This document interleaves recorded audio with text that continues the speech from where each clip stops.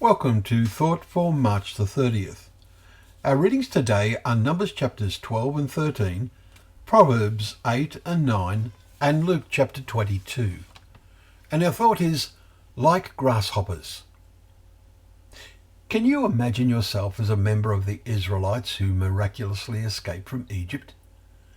After seeing all the remarkable plagues, the wonder of the crossing of the Red Sea, then camping beside Mount Sinai, with the earth shaking and quaking, the clouds, the fire, and the voice from the mountain. After that, the miraculous provision of manna, also quails, and the water from the rock. Then the teamwork to build the tabernacle as the centre of worship, with the divine presence indicated by fire and cloud. The next celebration of a Passover 1 year and 1 month after leaving Egypt. Surely, if we had been part of all that, our confidence and anticipation of God's power to lead us to the promised land would be very great. Well, might we be astonished at what we read today in Numbers? Why did 10 of the 12 spies sent to explore the land come back in such a negative frame of mind? Although they said the land flows with milk and honey, and this is its fruit, chapter 13, verse 27, they spoke against 2 other spies who came back and said, "Let us go up at once and occupy the land, for we are well able to overcome it," verse 30. But the 10 said, "We are not able, for they are stronger than we are. All the people we saw are of great height. We seem to ourselves like grasshoppers," verses 31 to 33. We are going to read of God's anger with them because of this failure of faith after all the evidence they had experienced of his power that had surrounded them to their benefit. Let us examine all the evidence for our own faith.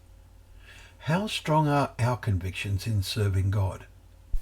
If serious difficulties arise, will our faith falter? Will we only follow in the way of faith when all is readily provided and there are deliverances and blessings? Recall that remarkable Psalm 139 we read recently. David wrote, "Search me, O God, and know my heart. Try me and see if there be any grievous way in me, and lead me in the way everlasting." Verses 23 and 24. Next month, we will read Moses' final message to the people before he dies. "And you shall remember the whole way the Lord your God has led you these 40 years in the wilderness, that he might humble you, testing you to know what was in your heart, whether you would keep his commandments or not." Deuteronomy chapter 8 and verse 2. It was a message to the next generation, for their parents had died during the 40-year journey. They had learnt their lesson the hard way. Are we sure we have learnt ours?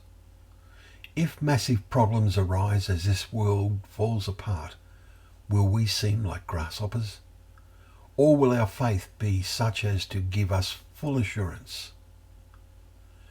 Well, thank you very much for joining us for Thought for the Day, where together we can open up the pages of God's Word, remembering that they are a lamp to our feet and a light to our path.